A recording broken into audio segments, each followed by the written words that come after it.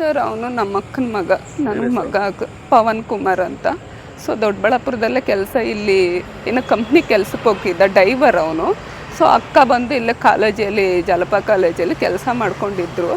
So ಅವ್ರನ್ನ ರಾತ್ರಿ 9 ಗಂಟೆಯಲ್ಲಿ ಫೋನ್ ಮಾಡಿ 8 ಗಂಟೆಗೆ ಏನೋ ಕರೆದವ್ರಂತೆ ಬನ್ನಿ ಅಂತ. ಯಾರೋ ಬೇಕು ಅಂತ ಫೋನ್ ಮಾಡಿ ಕರೆಸ್ಕೊಂಡು ಈ ಥರ ಕೆಲಸ, ಅವನು ಹೋಟ್ಲಲ್ಲಿ ಊಟ ಮಾಡಿ ಬರ್ತಾ ಇದ್ದಾಗ ಕಾರಲ್ಲಿ ಬಂದಿದ್ದಾರೆ. ಸೊ ಕಾರಲ್ಲಿ ಬಂದು ಅವ್ನು ಟ್ರೇಸ್ ಮಾಡಿ ಸ್ವಲ್ಪ ಅಡ್ಡ ಹಾಕಿದ್ದಾರೆ. ಅವನು ಯಾರು ಗುದ್ದಿದ್ದು ಅಂತ ಏನಕ್ಕೋ ಇಳ್ದಿದ್ದ ತಕ್ಷಣ ಅಟ್ಯಾಕ್ ಮಾಡಿಬಿಟ್ಟಿದ್ದಾರೆ. ಫುಲ್ಲು ಅಂದರೆ ಎದೆ ಭಾಗ ಫುಲ್, ಕೈಗಳೆಲ್ಲ ಬೆರಳೆಲ್ಲ ಕಟ್ಟಾಗ್ಬಿಟ್ಟವೆ. ಆ ಥರ ಒಂದೇ ಸಮಯ 5-6 ಜನ ಮಚ್ಚುಗಳಲ್ಲಿ ತೊಗೊಂಡು ಹೊಡೆದಾಕ್ಬಿಟ್ಟವ್ರೆ.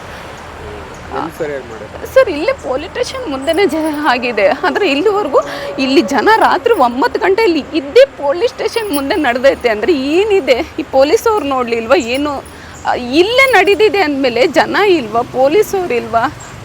ಏನೊಂದು ಅಲ್ಲಿ ಹೋಗೇ ಇಲ್ಲ.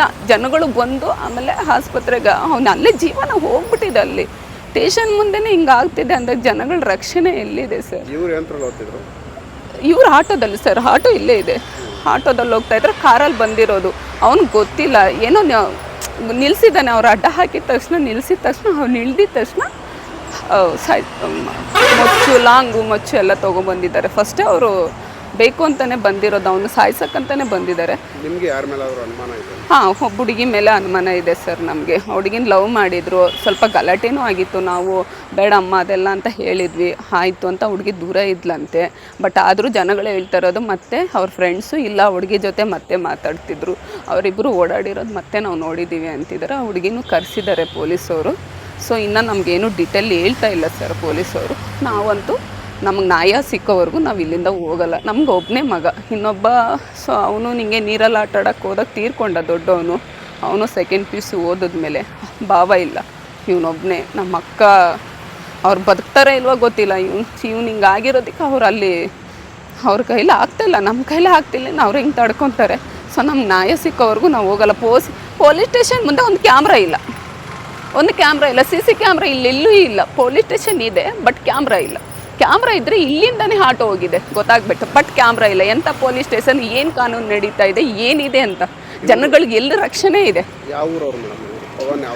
ಪವನ್ ದೊಡ್ಡಬಳ್ಳಾಪುರ ಸರ್. ಅಲ್ಲಿ ಸ್ವಂತ ಊರು ಬಂದರು ಇಲ್ಲಿ ತಿಕ್ಕನಹಳ್ಳಿ. ಅವ್ರು ಇರೋದು ದೊಡ್ಡಬಳ್ಳಾಪುರದಲ್ಲಿ. ಸುಮಾರು ವರ್ಷಗಳಿಂದ ಅವ್ರು ಓದಿದ್ದು ಇಲ್ಲೇ, ಬೆಳೆದಿದ್ದು ಇಲ್ಲೇ ಇರೋದು. ಅವರು ದೊಡ್ಡಬಳ್ಳಾಪುರದಲ್ಲೇ ಇರೋದು. ಜಲಪ ಕಾಲೇಜಲ್ಲಿ ಅಕ್ಕ ಕೆಲಸ ಮಾಡ್ತಾರೆ. ಸೊ ಓದಿಸಿದ್ದೆಲ್ಲ ಇಲ್ಲೇ.